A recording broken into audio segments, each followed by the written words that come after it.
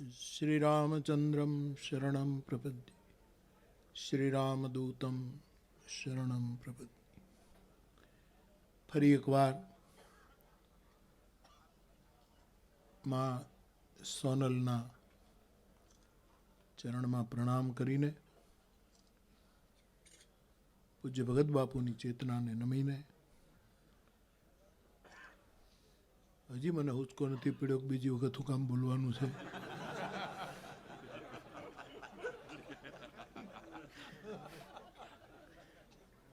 મંચ પર વિરાજિત આપ સૌ ભાઈ બહેનો, આમ તો બળવંતભાઈ જે આપણી કાયમની વ્યવસ્થા છે અથવા તો એક વૈચારિક વ્યવસ્થા છે એ પ્રમાણે સંચાલન કર્યું. કારણ કે જે કંઈ વંદના થાય છે જુદા જુદા ક્ષેત્રની, એમાં મારા વ્યક્તિગત વિચારને લગભગ બધાએ સ્વીકાર્યો કે ભાઈ આપણે જેમની વંદના કરીએ એમનો પ્રતિભાવ ન લઈએ. એટલા માટે કે સ્વાભાવિક છે એ આભાર વ્યક્ત કરે, અહોભાવ વ્યક્ત કરે કે ભાઈ મને આ એવોર્ડ મળ્યો, એવું આપણને ગમે નહીં. ભગવાનની આરતી ઉતારીએ અને પછી ઉતારી લીધા પછી ભગવાન પૂજારીને એમ કે થેન્ક યુ, એવું આ લાગે. અને જેમની વંદના કરી હોય સ્વાભાવિક પોતાનો ભાવ પ્રસ્તુત કરે, એટલે લગભગ એવું આપણે નથી રાખતા. પણ અહીંયા મને એવું લાગ્યું કે કદાચ અહીંયા એવું નહીં થાય અને એ કોણે એવોર્ડ આપ્યો અને કોણ પ્રેરણા આપે છે અને એમાં બહુ નહીં જાય. પણ મારે એમના વિચારો જાણવા હતા કે એમની પાસે જે વિદ્યા છે, ભલે 5 મિનિટ તો 5 મિનિટ એ આપણે એને સાંભળીએ અને એને બરાબર આ બધાએ નિભાવ્યું. અને સૌથી પ્રણામ તો આ બાપાને કે એ પોતે પ્રતિભાવ આપવાના આવ્યા, એ કે મારા સમયનું દાન કરી દો. કીર્તિભાઈ મને કહે કે ક્ષત્રિય ને બાપા એ આપ્યા વગર ન રહે, એ કાંઈ નહીં તો કાંઈ પણ સમયનું દાન એમણે કરી દીધું.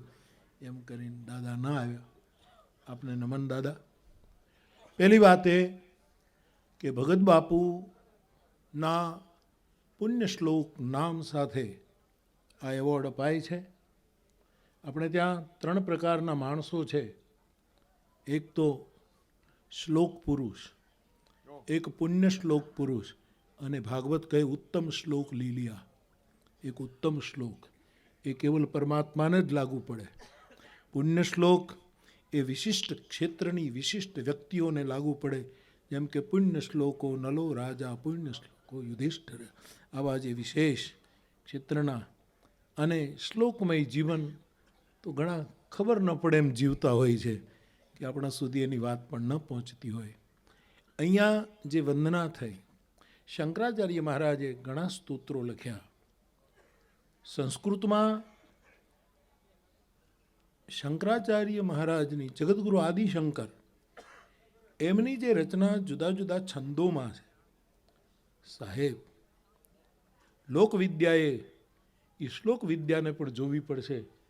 અને એ શ્લોક વિદ્યાએ લોકવિદ્યાની પાસે જ્યારે લોકવિદ્યાનો વારો આવે ત્યારે નીચે બેસીને એને સાંભળવી જોઈએ. આ બે એક સાથે થવું જોઈએ.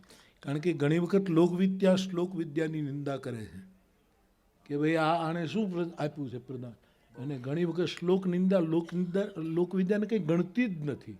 મારો તુલસી દોહાવલીમાં એમ કહે કે ટાઢ ઉતરવી જોઈએ, ધાબળો હોય કે કામળી હોય, શેર શું પડે છે. કા ભાષા કા પ્રાકૃત, સંસ્કૃત હોય કે પ્રાકૃત હોય શું ફરક પડે.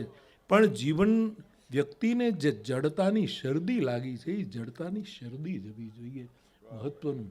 એટલે આ લોકવિદ્યા એ શ્લોક વિદ્યાથી જરાય ઉતરતી નથી. એક સાથે બેસે એવી બંને વિદ્યા છે. અને બંને અવસર આપે. શ્લોક બારે ત્યારે લોક નીચે બેસે અને લોક બોલે ત્યારે શ્લોકને નીચું બેસવું જ જોઈએ. એનામાં વિવેક હોય તો શ્લોક, નહીંતર શ્લોક જ નથી, શોક છે. આખા સમાજનો શોક છે, એનામાં એ વિવેક હોવો જોઈએ. આજે જે 5 વ્યક્તિઓનું વંદના આપણે કરી, દર વર્ષે આપણે કરીએ છીએ, તો શંકરાચાર્ય મહારાજે સંસ્કૃતના એમના છંદો જુઓ સાહેબ. એ શિવને આરાધે, એ શક્તિને આરાધે, અને જુદા જુદા છંદમાં જ્યારે બોલે, અને આખું બંધારણ આપ વધારે સમજી શકો કેટલા બંધારણ સહિત આ માણસ આવે છે. એમણે એક સાધક પંચકમ નામનું એક નાનકડું એવું સ્તોત્ર લખ્યું. એ શંકરાચાર્ય શંકર વિચારનું સાધક પંચકમ આજે પ્રતિવર્ષ કાગને ફળીએ, કાગ દ્વારા એની દ્રષ્ટિમાં, આપણે તો ખાલી નિમિત્ત બનીએ છીએ, આ બધા એની દ્રષ્ટિમાં નક્કી થયેલા છે. નથી બળવંતભાઈને ખબર, નથી હરિશ્ચંદ્રભાઈને ખબર, નથી મહેશભાઈને ખબર, મોરારી બાપુને તો ખબર છે જ નહીં. પણ આ લોકોના ચિત્તમાં કાગ બાપુ ક્યાંક પ્રવેશતા હશે, અને એને એમ થયું કે દર વર્ષે હું પંચક પસંદ કરું છું, એને તમે જાહેર કરો, એને તમે લોકોની સામે લાવો. આ એમનું વર્ણ કરેલી વ્યક્તિઓ છે, ભગત બાપુ દ્વારા વર્ણિત આ વ્યક્તિ છે. આપણે આનું વર્ણ કર્યું નથી, આપણે એના વર્ણમાં નિમિત્ત બની ગયા, એ આપણું સદભાગ્ય છે. બાકી આવું ભગત બાપુનું આ પંચકમ છે, શંકરાચાર્યનું નહીં, મારા લોક ઋષિનું, મારા ભૂસુંડી ઋષિનું, આ મારા કાગ ઋષિનું પંચકમ છે. અને એમાં મને કહેવા દો, આ પંચકમાં એક સાધુની વંદના થઈ. રામભાઈ, બાપભાઈ ક્યાં બેઠો છે? એનો પરિવાર આખો. છોકરો બહુ સારું, ક્યાં કોણ બોલ્યો તો? અમે કે બીજો વારસો શું સંભળાવી? હા, કાગ એને પાણી પાજે ને, આનાથી મોટો વારસો જ નથી દીકરા. હા, ભલે કાગ બાપુથી શરૂ થયું અને કાગ બાપુએ પૂરું થઈ જાય આ સાહિત્યની સેવા, પણ એનો આત્મા રાજી થાય એવી આ સેવા તમારી છે. મૂંગા મૂંગા તમે જે કામ, કારણ કે ઘણી વસ્તુ એવી જ હોય કે એનાથી શરૂ થાય ને ત્યાં જ પૂરું થઈ જાય. આના વારસદારો કોઈ હોય જ નહીં સાહેબ. હા, મને બધા એમ કે બાપુ તમારા પહેલાં કોઈ કથા કરતા હતા ને હવે કોઈ કરશે. મેં કીધું મારા પહેલાં કોઈ કથા કરતું નહોતી, અને હું ઈચ્છતો નથી કે મારા પછી કોઈ કથા કરે. નહીં સાહેબ, કોઈ વિનોબાને કોઈએ કહ્યું તમારો વારસદાર કોણ? ત્યારે એમ કહ્યું મારો વારસદાર ભગવાન, બીજો કોઈ નહીં. અને મને પૂછ્યું ત્યારે મેં, હું કાંઈ વિનોબાને વાદે નથી ચડ્યો, તમે ખોટા અર્થ નહીં કરતા, કારણ કે તમે આમાં છે ને તર્કનો અર્ક કાઢનારા છો, અને કદાચ આ વસ્તુનો વધારેમાં વધારે અનુભવ મોરારી બાપુને છે, અને એનો મને આનંદ છે.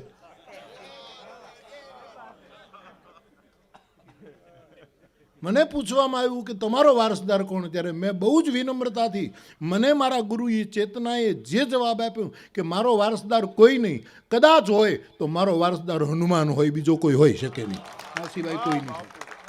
મોરારી બાપુથી શરૂ થયું, મોરારી બાપુએ પૂરું થઈ જવું જોઈએ. આવી પરંપરાઓ ન ચાલવી જોઈએ, એમાં નવા ઝરણાઓ આવવા જોઈએ. એને જેને પરંપરા જડીઓ બંધ બેડીઓ ન પહેરાવી હોવી જોઈએ, એવી પ્રવાહી પરંપરા આવે. જેમ અહીંયા કહ્યું, કોણે કીધું હતું કે ગંગા આવે પછી એમાં બીજી કેટલી ગંગોત્રીમાં, કાલે માયોભાઈ કહેતો હતો અમારે એક ભંડારામાં કે ભાઈ ગોમુખથી તો નીકળે ગંગા કેટલી, પણ હરિદ્વાર કે ત્યાં જાય પછી તો બીજા કેટલાય નેરડા ભળી જતા હોય અને બધા ગંગા થઈ જતા હોય, એને ખબર ન. એટલે આ બધી સ્વતંત્ર પરંપરા છે, એમ જ રહેવી જોઈએ. એટલે આ છોકરાની વાત મને બહુ ગમી. બાપુભાઈ તો કાંઈ બોલે જ નહીં, છોકરો આટલું બોલે છે પણ આટલામાં આખું પ્રવચન કરી ગયું. ભગત બાપુને રાજીપો આનાથી બીજો કયો હોય સાહેબ? આ જ વારસો સાચવવા જેવો છે, અને તમે સાચવો.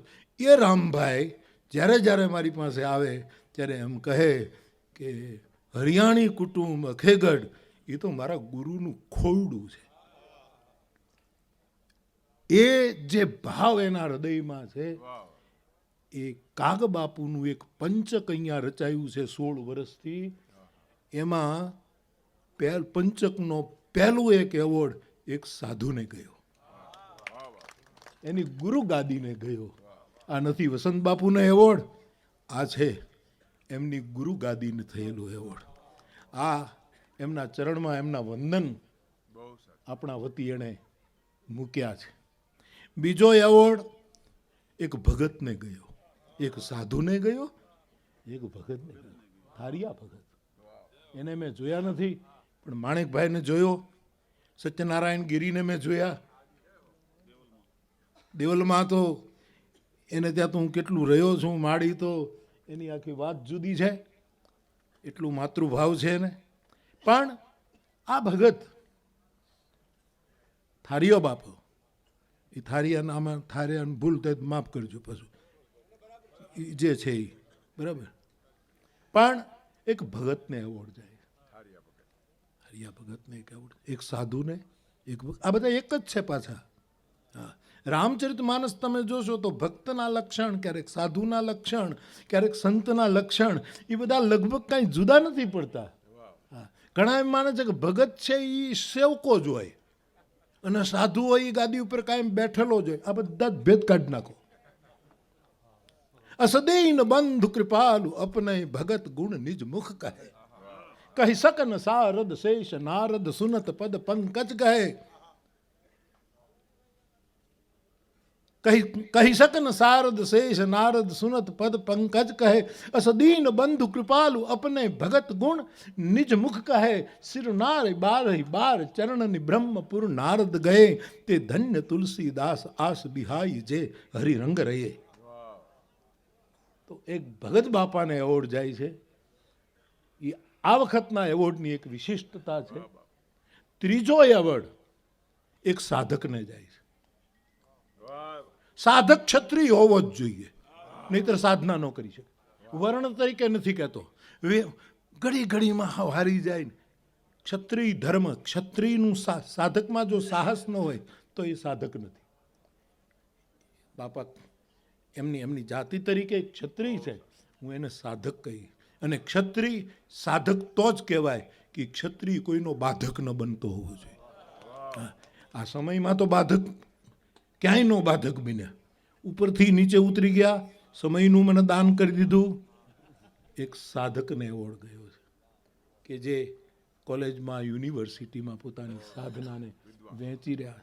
એક ભગતને એવોર્ડ, એક સાધુને, એક સાધકને એવોર્ડ અને એક અભ્યાસકને એવોર્ડ મળ્યો છે. એ મેરાણ છે, અભ્યાસ છે આનો સાહેબ. મારી તો ઈચ્છા હતી કે એકાદ ભગત બાપુનો સંતબંધ બોલાવું. જ્યારે આવે તલગારડા સાહેબ, ત્યારે હું એમની પાસે માંગણી કરું જ કે એકાદો શિવનો કે કોઈ પણ કંઈક. મારા સારણ સમાજ પાસેથી કાંઈ જો તમે બહુ આપો છો, પણ સાહેબ હું તમને મળું એટલે હું તમારી માંગણી તો મૂકું જ કે તમે કાંઈક એકાદ દોહો સંભળાવો, કાં તો મને છંદ સંભળાવો, કાં તો ઈશ્વરદાસભાઈ આપણે આપ ત્યાં આવતો. હા, અને આવડા એ જે આખી હું ઈશ્વરભાઈને હું કહેતો કે ખોટું ન લગાડતો મારો બાપ, પણ આ ખરેખર જો દિલથી માતાજીની સામે ગવાય અને જો માતાજી તને જવાબ ન આપે તો બાવો મટી જાઓ. એટલી તાકાત છે આ સ્તુતિઓમાં. અને જ્યારે તમારી જીભે નીકળે છે, એક તો નાદ વૈભવ છે એની પાસે, એની પ્રસ્તુતિ પોતાની છે, અને છતાંય ભગત બાપુની ક્યાંય નકલ નથી. એની ધારામાં પોતે જાય. પણ ઓલું જે ઓળખ્યો મેને આંખ્યુંની અણહારે, મારા બાપની બોલીએ એને મેં ઓળખ્યું, એ તો આવીને ઊભું જ રહે. એટલે એક અભ્યાસક અથવા તો એક એનું ખૂબ સ્વાધ્યાય કરીને, એક સાધના કરીને જેણે પોતાની આટલી નાની ઉંમરમાં બહુ જ મોટી રેન્જ પકડી છે, એવા એક મેરાણભાઈનું આપણે વંદના કરી. એટલે એક સાધુ, એક ભગત, એક સાધક, એક અભ્યાસક, જેને વારસામાં મળેલું છે, કાંઈ કર્યા વગર મળી ગયેલું છે. એ તો એમ કહેતા કે હું તો હીરા ઘસતો હતો. કાલે થોડું એવું કે ક્યાં ગયો મૂછાળો, જતા રહ્યા. પણ હીરા ગયા હશે એટલે હીરાનો વેપાર કરતો હશે ને મારો બાપ. હા, એટલા માટે હીરાનો. અને આપણા માટે ગૌરવની વાત છે કે એક આવો જણ આપણી પાસે છે કે આપણને ભગત બાપુની સતત સ્મૃતિ કરાવે. એવા એક અભ્યાસકની આજે આ એવોર્ડ ગયો છે. અને પાંચમો, 4 થઈ ગયા ને, પાંચમો એક જ બાકી છે ને. મારી દ્રષ્ટિએ, આ મારી વ્યક્તિગત દ્રષ્ટિ છે સાહેબ, મારી દ્રષ્ટિએ એક દર્શકને એવોર્ડ ગયો છે. આ માયોભાઈ દર્શક છે, એને ઉપનામ રાખવાની જરૂર નથી દર્શક, પણ એનું જે લોક દર્શન છે, કવિતા એની એ છે સાહેબ. વર્ષોથી હું 50 અને 55 વર્ષથી સાંભળું છું એની એ કવિતાઓ, 60 વર્ષથી સાંભળું છું, પણ એની એ કવિતાના જે નવા અર્થો એ દર્શનપૂર્વક લઈ આવે છે. એટલે એક દર્શક કેવો, એનો દ્રષ્ટિકોણ, જ્યારે જ્યારે કાંઈક ને કાંઈક વાત લાવે છે ત્યારે એ કંઈક નવું જ દ્રષ્ટિકોણ. આજે જે એણે ઓલી બગાની વાત કરી એ મેં પહેલી વાર સાંભળી, તમારામાંથી કદાચ સાંભળ્યું, અને ઘણા સાંભળી ન થાય એમ કે તો આપણે સાંભળેલું. રહેવા દો, જેની પાસેથી મૌલિકતા આવે એને જેથી સ્વીકારતા નહીં શીખીએ ત્યાં સુધી આપણે વિષયી છીએ, સાધક છે જ નહીં. સિદ્ધ થવાનું માંડી વાળો, વિષય રહેવું નહીં, પણ સાધક જરૂર બનવું. કારણ કે આપણે અહીંયા આવ્યા છીએ સાધક તરીકે જીવવા માટે. એક દર્શકની આની પાસે દ્રષ્ટિ છે.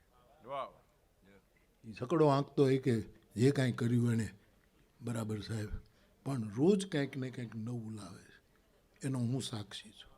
અને તમે એટલું તો નક્કી કરશો ને કે હું એક સારો શ્રોતા છું, એટલો તો એવોર્ડ મને આપો યાર. જવા દો ને બીજું કે બાપુ સારું સાંભળે છે અથવા તો મૂલ્યાંકન કરી શકે એવો માણસ છે, એટલું તો કાંઈક રાખો યાર ભાઈ સાહેબ. હું માર્ક કરું સાહેબ, કાંઈક ને કાંઈક નવી વસ્તુ. દર્શન વગર શક્ય નથી. આ ચોપડીમાંથી ન આવે, આ તો ખોપડીમાંથી આવે. આ પુસ્તકમાંથી ના આવે તો મસ્તકમાંથી ઉગે છે. અને એવું એક દર્શન કરનારો એક આપણી પાસે, આ બધા જ જે આ સાંઈ છે અથવા તો જેટલા આપણે, આપણો તારક મહેતા ગયો એની અંજલિ આપી દો. મેં એને કહ્યું, મને જીદ પકડીને બેઠા કે મારે બાપુ પાસે જવું છે. મેં કીધું બાપા તમારે ન અવાય, મારે તમારી પાસે અવાય. અરે કે નહીં, ફૂલ સાહેબે નોંધ પણ લીધી છે આજે. નહીં, મેં કીધું નહીં બાપા, તમારી તબિયત બરાબર નથી અને હું તો જ રૂડો લાગુ હું તમારી પાસે આવું, મારે ક્યાં એટલું બધું, હું બિઝી છું. આમ તો આપણે કાંઈ બિઝી છીએ જ નહીં, માનીએ છીએ. એ તો આ વિદ્યા આવી ને એટલે, બાકી આપણને કોઈ દાડીએ ન બોલાવે. કારણ કે આપણે અમુક કોમ એવી છે કે આપણને કોઈ દાડીએ ન બોલાવે. એમાં અમે આવી, દરબારોને કોણ દાડીએ બોલાવે, ચારણોને કોણ દાડીએ બોલાવે, બાવાઓને કોણ દાડીએ બોલાવે. આ તો કૃપા છે ભાઈ. મોરારી બાપુ દાતરડી લઈને ગયો હોય એ કંઈ હારાવાના હોય, ભીખુદાનભાઈ ગયો હોય કે નીંદભાઈ કાંઈ કોઈ દી હારાવાના હોય, અને દીગુભાઈ કોદાળી લઈને નીકળે એમાં કાંઈ હારાવાના હોય. આ તો સાહેબ આ કાયમ આ માયોભાઈ કબૂલ કરે. અને સાહેબ એને એને એને હું બીજું કહું તો ગમે નહીં, આ માણસ કાયમ કબૂલ કરે કે ભીખુદાનભાઈની કેસેટો સાંભળીનું બોલું. આ બહુ અઘરું છે સાહેબ. જે દિવસે કોઈ પણ માણસ આવું, અને છતાંય એનું મૌલિક કેટલું આવે છે. આજે એનું એ ગીત હું કીર્તિદાનને કહું કે બાપા તું આ ગા, એનું નાખ્યા વગર આ માણસ રહે જ નહીં. એના પહેલાં કેટલાય કમ્પોઝિશન કર્યા હોય, પ્રસિદ્ધ કમ્પોઝિશન હોય, પણ આમને કહું એટલે એ કંઈક જુદો જ ફાટે. મેં એને કીધું કે તોડીમાં સોનલમાં આભ કપાણી તું ગા મારા બાપ એક વખત, એને મારી નાખે એવું ગાયું આખું તોડી રાગમાં. જે સાંઈરામની ઈચ્છા છે કે જુદી રીતે આ બધું આવે પણ મૂળ પકડીને જે ગાય છે. મારો કહેવાનો અર્થ એ કે કંઈક ને કંઈક નવું આવે છે, અને આ જગત નવાને પોંખવા માટે આમ ખોળા પાથરીને ઊભો છે, બહુ તૈયાર છે. અને આપણે ઉદાર નથી એટલો આ સમાજ ઉદાર છે કે તમે અમને આપો આપો આપો. અને તે દિવસે પરમાત્માએ જેને વ્યવસ્થાના રૂપમાં અહીંયા મોકલ્યા હોય એને કંજુસાઈ ન કરાય.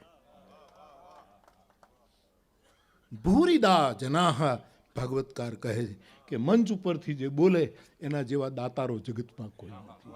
આવું શુકદેવજી અવધૂત, એને ક્યાં દક્ષિણા લેવી હતી પરીક્ષિત પાસે, એને તો પરીક્ષિતને મુક્તિ આપી હતી.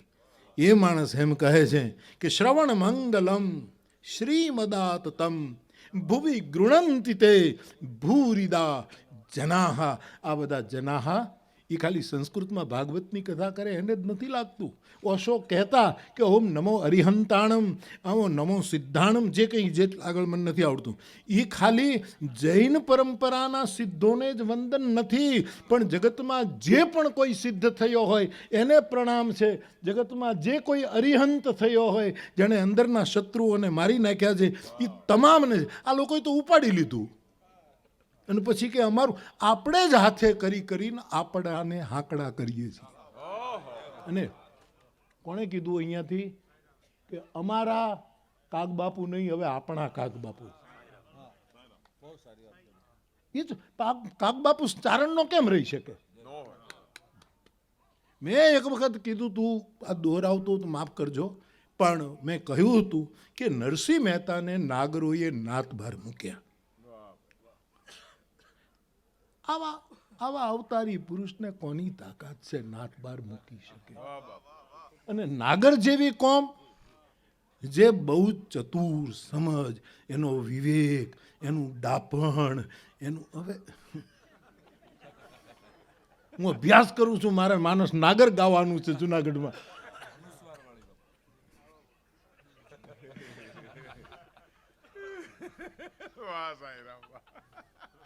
એને કોણ મૂકી? મેં તો મારા વ્યાખ્યાનમાં જાહેરમાં કહ્યું છે કે નરસિંહ મહેતાને કોઈ નાત બાર મૂકી શકે જ નહીં, પણ નાગર કોમનો ઈષ્ટદેવ હાટકેશ છે, ભગવાન મહાદેવ છે.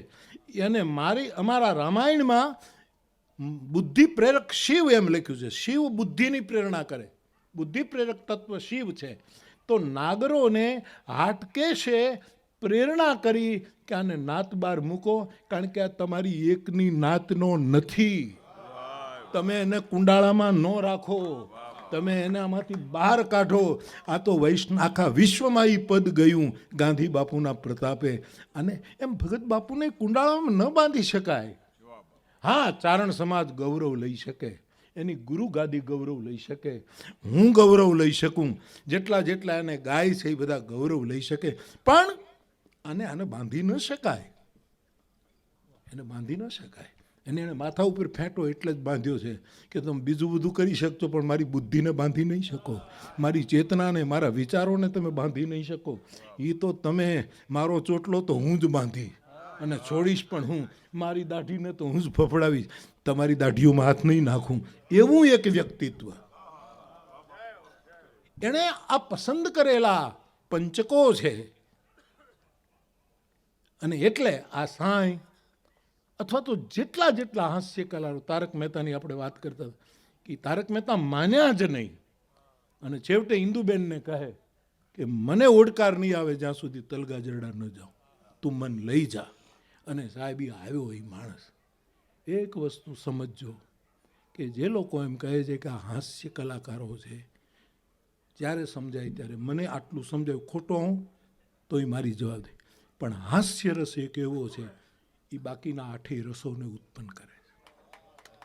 તમે જોજો, હાસ્ય રસનો જે કલાકાર છે ને, એને રડતા વાર નહીં લાગે. કરુણ રસ આવીને ઊભો જ રહે છે, છેલ્લે હાસ્ય રસ રડતો હોય. અને એ જ હાસ્ય રસ આમ થોડુંક સ્મિત કરે તો શૃંગાર રસને આવતા વાર નથી લાગતો. કૃષ્ણના મુખનું સ્મિત એ હાસ્ય રસનો પ્રકાર છે, પણ બન્યો શૃંગાર રસ. હાસ્ય રસ હસતા હસતા તમે બીજાને લડાવી શકો અને તમે દૂર ઊભા રહ્યો. હાસ્ય રસમાં તાકાત છે વીર રસ ઊભો કરવાની. હાસ્ય રસ તમે એવી રીતે પીરસો કે સમાજમાં બીભત્સ રસ પેદા થઈ જાય અને કોઈને ખોટું પણ ન લાગે. હાસ્ય રસમાં એ પણ તાકાત છે કે રાવણ જેવું જે દિવસે અટહાસ્ય કરો તે એ જ હાસ્ય રસ રુદ્ર રૂપ રસનું નિર્માણ કરી શકે. અને એ જ હાસ્ય રસ જ્યારે માં કૌશલ્ય હાંસતી હોય ત્યારે અદ્ભુત રસમાં પરિણિત થઈ જતો હોય છે. એ જ હાસ્ય રસ જ્યારે એક હાસ્ય રસ મારું મૂળ છે. મેં એક વખત આપણા અમદાવાદના એક મંચ ઉપરથી હાસ્યરસ ઉપર હું બોલ્યો છું, એક હાસ્યરસના વિદ્વાન. એટલે હાસ્યરસને ઘણા એમ માને છે કે અને મને ગમતું જ નથી. આ બધાને કોઈ કલાકાર કહે એ પણ મને નથી ગમતું. આ કલાકાર નથી, આ બધા વિદ્યાના ઉપાસકો છે. કલાકારો અહીંયા આવીને થવાય, વિદ્યાવાળા તો ત્યાંથી ઉતરે. કલાકાર થવું એ બધા અહીંયા આવી પછી મહેનત કરી કરીને થાય છે. બાકી વિદ્યા તો લઈને આવે છે. એટલે કોકની પાસે દર્શન છે, કોકની પાસે અભ્યાસ અને સાધના છે, કોકની પાસે તપ છે, કોકની પાસે સાધુતા છે, કે કોકની પાસે ભક્તના લક્ષણો છે. એવા આ વર્ષના એવોર્ડમાં ભગત બાપુ દ્વારા આ પંચકમ, જે એક કાગ ઋષિ દ્વારા આ પંચકમ, એક લોક આચાર્ય દ્વારા આ પંચકમ રચાયું, એનો આપણે પાઠ કર્યો. આજે આ પંચકમનો પાઠ કરવા માટે આપણે બેઠા હતા. અને આવા પંચકો દર વર્ષે આપણને મળતા જ રહેશે. જે એણે નક્કી કર્યા છે એ આપણને સંકેત કરશે, આપણે એની વંદના કરતા રહીશું. પણ મારું તો પાછું આમ તો આખી દુનિયા જાણે છે કે હું કોઈ પાસેથી કશું લેતો નથી. એક મારું વ્રત છે કે જે હો સ્વભાવ છે, વ્રત કરતાંય સ્વભાવ રાખો ને.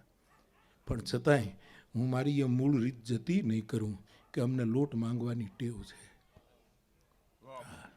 અને હજી તાંબડી લેવી પડે અમરીશ, ત્યાં સુધી કોઈ ખોટનો ધંધો નથી.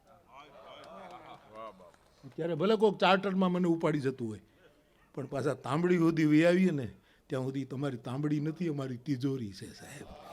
એને ત્યાં સુધી અમને કાંઈ ખોટનું, એટલે કોઈની પાસે માંગવું નથી. પણ હું એટલું મંચ પાસે માંગુ છું, આ વિદ્યાના ઉપાસકો પાસે માંગુ છું કે મારા બાપ બને એટલા સત્યપરાયણ રહેજો, બને એટલા સંગપરાયણ રહેજો, બને એટલા શાસ્ત્રપરાયણ. આપણું લોકશાસ્ત્ર ક્યાં આ બધા આ ગ્રંથો, મારું તો કામ નહીં, ગજુ નહીં, તો આ બધા બોલે ને સાંભળીએ ત્યારે આમ થાંભલા જેવા થઈ જઈએ છીએ આપણે. આમ ભરતદાન પાસે હું બોલાવ્યા કરું, હરેશભાઈ પાસે બોલાવ્યા કરું, આ બધા જ મારા જે બધા આવે એ બધાની પાસે બોલ, ત્યારે મને એમ થાય કે કેટલું શાસ્ત્ર પડ્યું છે. આ બધું આપણી પાસે જે છે એને આપણે ખૂબ પરાયણ રહીએ. મેં સવારે કહ્યું કે આપણે વધારે સમાજ માટે કંઈક કરવાની બહુ જ જરૂર. અને છેલ્લે એટલું જ કહું કે ભગત બાપુજી એફડી કરી ગયા છે, ફિક્સ ડિપોઝિટ કરી ગયા છે. નરહરદાન બાપુ જે ફિક્સ ડિપોઝિટ કરી ગયા છે, ઈસરદાન બાપુ જે ફિક્સ ડિપોઝિટ કરી ગયો છે, રાજસ્થાનની બધી ચેતનાઓએ જેણે ફિક્સ ડિપોઝિટ કરી છે, આપણે ત્યાં પણ બધી પરંપરાએ એ ફિક્સ ડિપોઝિટમાં વધારીએ રહી તો વાંધો નહીં, તોડીએ નહીં. એમાં થોડીક નખાય તો બહુ સારું કે કારણ કે ઉમેરીએ આપણે, પણ એ ફિક્સ ડિપોઝિટ આપણે તોડી ન નાખીએ, કારણ કે એટલું પીડ્યું હશે તોય. અને પાછી એની નોટબંધી કોઈ કરી નહીં શકે. એવી ડિપોઝિટ છે કે એને કોઈ દિવસ આંચ નહીં આવે. એટલે આ મંચ મને તમને વધારે ને વધારે આપે એવી આપણી માંગણી છે, અને એ એની ફરજ છે કે આપણને વધારે ને વધારે. હું બહુ રાજી થાઉં છું, કેટલી નવી ચેતના. આપણે તો થાકી જવાના છીએ કે ભગત બાપુ એટલા પંચકો મોકલશે કે આપણે કેટલાને નાના કવિઓ જે સર્જન કરી રહ્યા છે અત્યારે સાહેબ, અને એની જે પ્રસ્તુતિ છે એની સામે એમ થાય કે નાના આમ આળસ મરડીને બધા ઊભા થાય છે સાહેબ. આવી રહ્યા છે, આસમાં સે ઉતારા હુઆ હે અને જિંદગી દે કે મારા ગયા હે. આવી ચેતનાઓ આવી, એવું ભગત બાપુનું એક નવું પંચક આજે આપણે મંચ પર એનો પાઠ કર્યો, એનું પારાયણ કર્યું, એનો અભ્યાસ કર્યો, એને કંઠસ્થ કરવાની કોશિશ કરી. મારો ખૂબ જ રાજીપો વ્યક્ત કરું છું. અને આના કરતાં વધારે સંખ્યામાં આવતે વર્ષે પાછા, અત્યારથી જ પાછી વાટ શરૂ થઈ ગઈ, ક્યારે પાછી કાગ ચોથ આવે. સોનલ બીજ ને કાગ ચોથ, આ ચોથ કાગને નામે ચડવી જોઈએ. તજવું ચૌથી ચંદાકી નહીં, ચોથનો ચંદ્રમાં ત્યજવાની શાસ્ત્રોએ વાતો કરી છે કે તિમી પર ડારી લીલાર ગોસાઈ, તજવું ચૌથી ચંદાકી નહીં. ચોથનો ચંદ્રપા ન જોવાય, પણ આ કાગ એક એવી ચોથનો ચંદ્ર છે સાહેબ કે જે જો ત્યજાશે નહીં. તે દિવસે એને જે તજશે તે દી જગતમાં અમાસ સિવાય કાંઈ બચશે નહીં સાહેબ. અમાસના અંધારા હશે. એવી આ એક કાગ ચોથ એક એવું તેજ લઈને, શીતળ તેજ લઈને આવે છે, મજાદરને આંગણેથી પ્રગટે છે અને આખા જગતને શીતલતા આપે છે. આની આપણે રાહ જોઈએ અને પાછા આવતે વર્ષે અહીંયા ઉતરી પડીએ. ખબર નહીં બળવંતભાઈ, અહીંયા આ બાજુ આવીએ છીએ, આમ તો લગભગ બધી જગ્યાએ આવો જ અનુભવ. ખાઈ લઈએ ને પછી એમ થાય કે હવે તો 2 દિવસ ખાવું નથી, પણ કલાક પછી કાંઈક આવે તો પાછું ખાવાની ઈચ્છા જ થઈ જાય. કારણ કે અહીંયા બુભુક્ષા જાગે છે, અહીંયા જીજ્ઞા. આ તો એક દ્રષ્ટાંત છે કે આપણને આ ખાવાની, પણ અહીંયા કાંઈક આપણું પેટ, આપણો માયલો કંઈક બીજું માંગે છે કે એ દિલ માંગે મોર, કે અમારું દિલ વધારે અમે ચાહીએ એમ, અમને વધારે. અને ભગવતીની પ્રાર્થના કરું મારા મહાદેવને. હું હમણાં કહેતો હતો કે સોનલમાં આભ કપાળી, જો જગદંબા આભ કપાણી હોય તો મારો મહાદેવ પણ આભ કપાળો છે. લસદ ભાલ બાલેન્દુ કંઠે ભુજંગા, જેના ભાલમાં ચાંદો, એ પણ આભ, એ 2 જણા આભ કપાળા છે. અને એ આભ કપાળા આપણા માવતર છે. જગત પિતરો વંદે પાર્વતી પરમેશ્વરો, એવો કવિ કાલિદાસ કહ્યો છે. ગાલિબ, મેં હમણાં સાંભળ્યું કે ગાલિબ નમાજ નહોતા પડતા, પછી એને ઘરવાળાએ બહુ કીધું ઘરમાં કાંઈ બરકત નથી, તે નમાજ પઢો ના.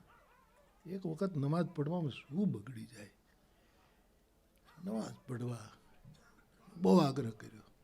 ત્યારે કીધું પણ મસ્જિદ તો, કે તમને આટલી ખબર નથી કે આ આપણી બાજુમાં જ છે, આ જો આ દિવાલ જ આડી છે. ને હિન્દુ ધર્મ ની આખી જે વૈશ્વિક દર્શન છે એની અત્યારે વાત ન કરું, પણ આ એક દિવાલ જ આડી છે. એટલે ગાલિબે એમ કીધું કે જેનો પાડોશી ખુદા હોય એને બંદગી કરવાની જરૂર શું છે? એ પાડોશીની ફરજ નથી, પાડોશી ખુદા છે. અને ગાલિબ સાધક છે, કોઈકનો શાગીર્દ છે. અને તેથી કહે કે આપણો, તો પત્ની કીધું આ બધા એ તો તમારા કવિના તરંગો છે, મનને મનાવવાની વાતો છે, પણ એક વખત પઢો તો ખરા. એ માંડ મોકલ્યો પઢવા માટે, ત્યારે પઢવા ગયા નમાજ, એ અડધી નમાજ થઈ, ત્યાંનો કોઈક મિત્ર આવ્યો, એણે ગાલિબની પીઠ ઉપર થપ્પો માર્યો. એનો બિચારો હજી નમાજ પડતો હતો, થપાટ મારી કે ગાલિબ સાહેબ, અહીંયા ક્યાં ગાલિબ સાહેબ, લ્યો બોટલ. એનો મિત્ર હતો, અવારનવાર વાટકી વ્યવહાર હતો, વાટકી વ્યવહાર. એટલે એણે, એ સાહેબ અડધી મૂકીને ઊભો થઈ ગયો, ઘરે આવ્યો, બોટલ ખોલીને એની પત્નીએ કહ્યું પણ તમે આ નમાજ તો પૂરી કરો. હા, તો કે બંદાની નમાજ અડધી હોય ત્યાં ફળ મળીને ઊભું રહેતું હોય છે, આખી બંદગી કરે. આપણો પાડોશી માં સરસ્વતી છે,